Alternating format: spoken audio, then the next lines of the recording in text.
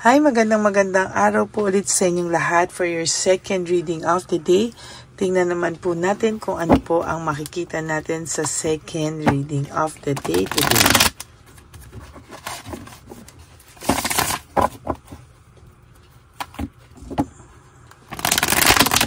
Kamusta po kayo? I hope na napanood nyo na po yung first, second, third, and fourth reading kahapon bago po kayo tumalon sa first reading kanina at dito naman po sa second reading of the day. No, mamaya po ilalabas ko po ulit ang insenso. On Sunday, maglalabas po tayo ng bagong insenso. No? Palasahin muna po natin maigi to.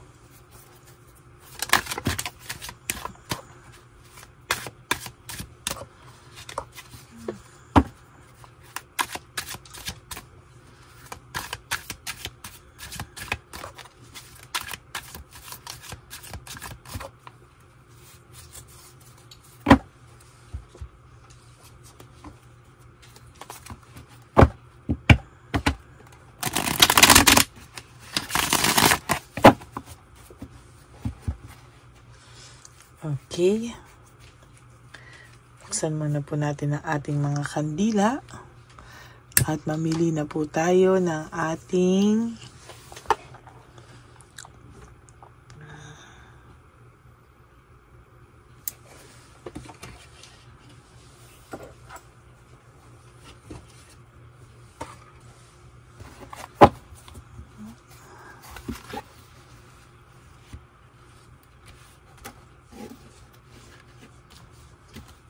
Okay.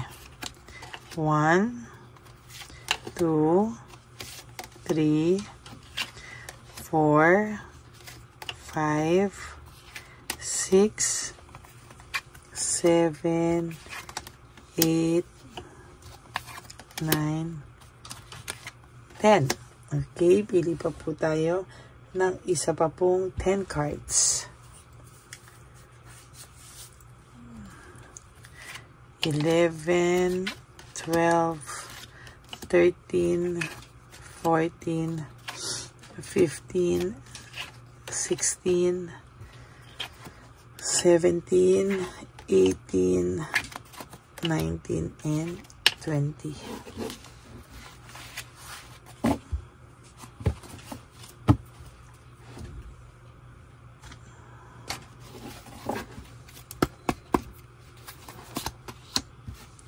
Wow, no? Para po sa inyo tong first card na to, no? For your fruit of labor, lahat po ng pinaghihirapan mo ay, lahat po ng pinaghihirapan mo kahit papano ay may rewards pong naghihintay sa'yo. So, don't worry po kasi sa nakikita ko po talaga, there will come a time na magiging maayos po ang lahat ng takbo ng buhay mo, no? Hindi man po sa ngayon na mo nararamdaman yan dahil sa lahat ng mga nangyari lately sa buhay mo, pero there will come a time that this person will marirealize po niya lahat ng worth mo na hindi niya po pinahalagahan, ano? And sa nakikita ko po sa iyo sa ngayon ay unti-unti ka pong nakaka-survive, unti-unti pong gaganda ang takbo po ng iyong buhay, no? Kaya hayaan mo lang po siya, no? At sa nakikita ko po, pagdating po ng araw, no, ay naka-recover ka na, doon po ito tatakbo palapit sa iyo, no? Doon po siya maa-anxiety, doon po siya talaga, talagang sabi ko po sa iyo, there will come a time pag okay ka na, babaliktad po ang mundo nyo, no? Siya naman po ang maghahabol sa iyo pag ayaw mo na sa kanya. Sa ngayon po yan ay mayabang. Hayaan mo lang po siyang magyabang, no? Kasi there will come a time, siya naman po ang hihingi sa iyo ng pagkakataon, ano? Siya naman po ang hihingi sa inyo ng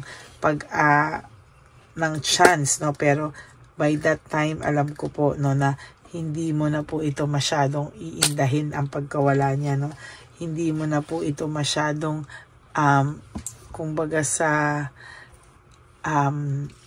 kumbaga nabigyan mo na po siya ng how many chances po, no? Hindi mo na po ito pag-aaksayahan ng panahon pag ikaw po ay naging okay na, no? Sa ngayon po, sa nakikita ko kasi ikaw ay nasasaktan pa, pero there will come a time na itong taong to po ay makakaramdam na ng pagkasawa po sa kanya mga pinagkagagawa ngayon at maghahanap po ito ng isang seryosong relasyon ulit. Pero sa nakikita ko po ay there will come a time na aayaw ka po, no? At talagang sa nakikita ko po ay hindi ka po na magiging masaya sa kanya sa mga susunod na araw, no? There will come a time na ikaw po mismo ay aayaw na sa taong ito, no? Talagang hindi mo po ito talaga bibigyan na ng chance at akala mo po ay gusto mo pa siya, pero there will come a time na ikaw po mismo ay aayaw na parang napagod ka na, ayaw mo na, and hindi mo na po ito para pa habulin, ano? Siguro sa ngayon hindi mo pa po, sa iba sa inyo hindi pa po ito nararamdaman, no? Pero sabi ko po sa iyo, dadating ka po sa point na yun na ikaw po mismo ay tatawanan mo na lang lahat. Siya po ang makakaisip ng partnership na sinayang niya. Siya po ang makakaisip ng lahat ng ito po ay pinag-aaksaya niya, no? At talagang hindi niya po yan matitake, no, na bakit parang ganyan po ang pakiramdam niya. Yan po, no? Panay po siya problema, panay po siya fatigue, panay po siya exhausted, bad energy. Talagang punong-puno po ito ng problema, no? At talagang sa lahat po ng mga desisyong hindi niya pinag-isipan, siya po ay napapanik sa mga oras na ito, no?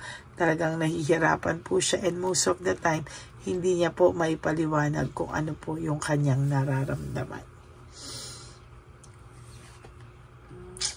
Naging careless po kasi siya, naging careless siya, and sa nakikita ko po is medyo hindi po kagandahan, no, ang nangyayari sa kanya, no? Talaga po siya po ngayon ay nakakaramdam ng matinding pain, ano? Siya naman po ngayon ang nakakaramdam, at siya naman po darating ang araw, siya naman po ang makakaramdam talaga ng suffering, no?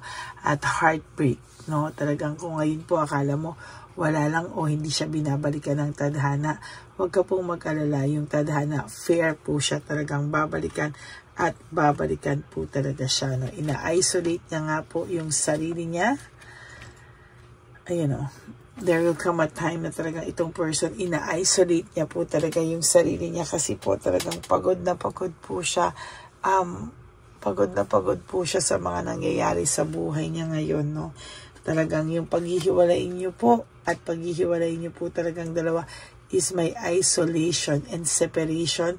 Talagang ito po ay ina-isolate niya yung sarili niya kasi ayaw pong mapag-usapan, ayaw niya pong mapag-usapan yung inyo pong dalawang hiwalayan o yung inyo pong yung nangyari po sa inyo ay ayaw niya pong pag-usapan, ano? So, totoo lang po, dahil nakakaramdam po siya ng self-pity, no? Parang sa nangyari po, para po siya po ay hindi niya po maintindihan, para po siyang hindi siya mahimasmasan o kung ano man ang nararamdaman niya, para nga siyang nahimasmasan, at para siyang binuhusan ng malamig na tubig sa lahat po ng nagawa niya sa iyo. There is this resentment and desire to reconcile with you, no? Gusto niya sanang makipag-ayos, gusto ka sana niyang kausapin, makipag-ayos, pero hindi niya po magawa, no? Para po siyang napapagod, para po siyang nahihirapan, and totally itong tao pong ito ay hindi mapakali sa ngayon.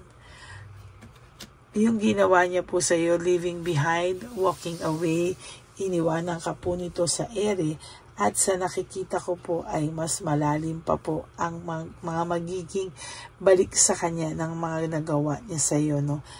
There will come a time that this person will iiyak po to sa harapan mo, kahit gaano po to kayabang, kahit gaano po ito kayabang, katapang at katigas, no? Kasing tigas to ng bato. Pero there will come a time na hindi niya po kakayanin, siya naman po ang iiyak sa iyo. No, there is this weakness and manipulation. Minamanipulate niya po yung sarili niya sa ngayon, no? Kinukumbinsi niya po na okay lang siya, kinukumbinsi niya po lahat, pero there will come a time siya po mismo ay mapapagod. There is this stress, no? Restoration, gusto niya pong lumayo, gusto niya pong mag-journey, gusto niya pong mag-reflect, mag-isip. Kasi talagang sabi ko nga po sa inyo, ay itong taong to ay gulong-gulong-gulo sa kanyang isipan. Ayaw niya pong mapag-usapan lahat ng nakaraan niyo. There will come a time that this person lalapit po talaga sa ito at hihingi ng tulong, no? Makikipag-usap, hihingi ng tulong. At sasabihin niya po sa iyong hindi po ikaw nawawala sa isipan nito, no? Very immature at naging rude po siya sa inyo at the end of your relationship dahil po sa impluwensya ng iba, no? Sa mga hindi magandang impluwensya po ng iba, no? At sa nakikita ko po dito ay talagang very disorganized ang taong ito. Overwhelming po ang kanyang pakiramdam at puno po siya ng emptiness at emotional loss. Ang tao pong ito ay makakaramdam pa ng matinding emptiness sa mga susunod na panahon. Wala po siyang gana, wala po siyang motivation. There is lack of passion, ano? Sa nakikita ko, hindi po ito titigil hanggang hindi po siya nakakaramdam ng kaginhawahan sa loob niya, no? There is disappointment, no? Nagkamali po siya sa paghuhusga sa iyo, nagkamali po siya sa lahat, at nawalan po ng direksyon yung kanyang buhay. Sa nakikita ko po talaga, ayan, ang pangalawa na po itong immaturity, no? Kaya ngayon panay po siya disappointment sa buhay niya, and there is this fear, sadness, and loneliness, no? Sa nakikita ko po talaga ay meron po siyang lungkot, takot, at matinding pagkabagabag dahil po sa pagkasira ng inyong samahan, no? Dati po hindi naman siya apektado, talagang dati baliwala lang, pero ngayon po there is this mental energy, no? May mental energy po itong nararamdaman, but sa nakikita ko po ay hindi po yan matatapos, no? There is jealousy, self-centeredness, no? Talagang sa nakikita ko po ay malala po ang pakiramdam nito, no? Talagang sa nakikita ko po ay talagang very self-centered kasi ang kanyang sarili, no? Talagang hindi niya po alam, talagang siya po ay nakakaramdam ng matinding dissatisfaction and lack of inner joy. That is your second reading of the day. I hope na naka-resonate po kayo, and if you do, can you please give me a like and comment down below para naman po makita ko po kung ano ang mga reaction nyo at feelings nyo sa ating reading for the day or second reading of the day. For the meantime, sana napanood nyo rin po yung first reading kanina at yung first, second, third, and fourth reading kahapon bago po kayo tumalon dito sa second reading of the day. I hope na nakatulong po ang reading na ito sa inyong lahat ngayon. And if you like this video, can you give me a like and comment down below? At always click the subscribe button and yung bell po, no, para updated po kayo sa ating mga latest videos. And thank you po for not skipping ads. And for those of you who would like to have a private reading with me, you can message me po at Lady Lee Elena. That's LADYLY Elena. Nasa dulo po yan ang ating video. Diyan nyo lang po ako makokontak. That is my only official and legit FB account. Maraming salamat po sa inyong lahat. And to my ever faithful, loyal, and solid Lady Elena family, I love you all from the bottom of my heart. Mahal na mahal ko po kayong lahat. At wag po kayong magpapauto ha sa fake na Lady Elena. At kung talagang desidido po kayo sa akin magpa-reading, i-message nyo lang po ako at paparinig ko po sa inyo yung boses ko. Okay? At maraming salamat po sa inyong lahat. And sa akin naman pong mga ayun nga, no, faithful na Lady Elena family, ako po ay nagpapasalamat sa inyo from the bottom of my heart. And palagi po sa inyong panonood at suporta sa akin. At ganun din po, ang lagi ko pong payo sa inyo is just to live one day at a time. Huwag nyo muna po isipin yung mga susunod na okasyon o araw sa buhay nyo. Just focus for today. You do 3 things that will make you happy for today. Prioritize yourself, make yourself happy, forgive yourself, no? Patawarin po natin yung ating mga sarili sa lahat-lahat. And always, no? Always be grateful that we are still alive. Nagising po tayo ngayong umagang ito. At tayo po ay may chance pa para baguhin ang ating mga pagkukulang sa ating mga sarili. Okay? At isa pa po ay ang you have to love yourself because self-love is still the best love of all. And you also have to realize that life is so short. Don't make it shorter by stressing yourself from all the pains and heartaches na binigay sa inyo ng kahapon. Just surrender everything to the divine universe and just let go and let God write your life and love story. Ako po ay magbabalik for another set of reading for our third reading of the day. Bago po yun ay ako po ay maglalabas ulit ng insenso at sana po ay huwag niyong palagpasin yan. Bago tayo magpalit ng insenso, sana po ay natapos niyo yan lahat. Ayan. Okay, maraming salamat po sa inyo lahat and may God bless you all. I will all see you again on my next reading. Bye! Okay, update po, may nagpanggap pong subscriber natin na siya po ay magpapahula sa fake na Lady Elena, kaya ayan, hinihingan po siya ng $80 at ang cell po niya ay nabigay at nakuha. Ang pangalan niya po sa cell ay Julian Albert, no? Siya po ay may cell account din, kaya mag-iingat po kayo. Ayan po, no, kung sino man po yung scammer na Julian Albert na yan, no, iinsensuhan po natin yan para siya po ay makonsensya. Kung wala man po siyang konsensya, at least po bumalik sa kanya lahat po ng kanyang ginagawa at maling-mali po yan, ano.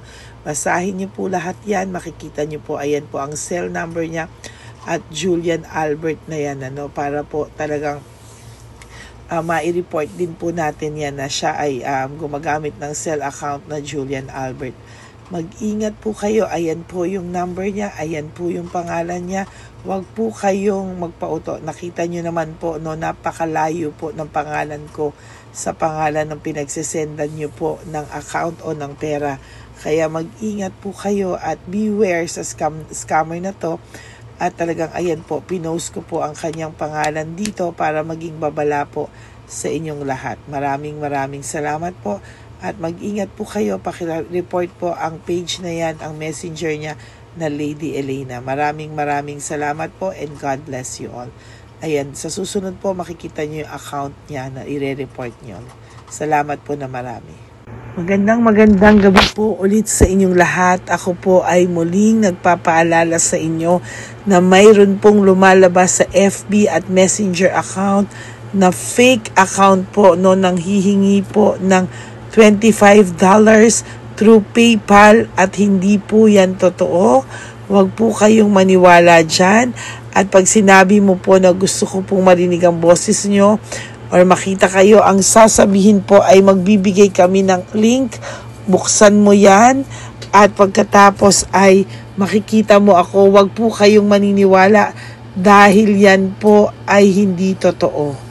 Yan po ay isang malaking scam na pag binuksan nyo po ay mahahack po lahat sa inyo. Mahahack po ang inyong mga personal details. Lahat ay mahahack. Ako po ay nalulungkot na ito po ay nangyari. Ngunit sa talagang may mga tao pong masasama at may mga tao po talagang hindi makatiis na hindi gumawa ng masama sa ibang tao. Pero maging aware po sana kayo. Tulungan niyo po ako. I-report po natin yung fake na yan at sa FB para siya po ay mawala na at wala na po siyang mabiktima pa, no? Nandyan po lahat ng details at maraming salamat po sa inyong lahat. Maraming salamat po sa inyong lahat at mag-iingat po kayo.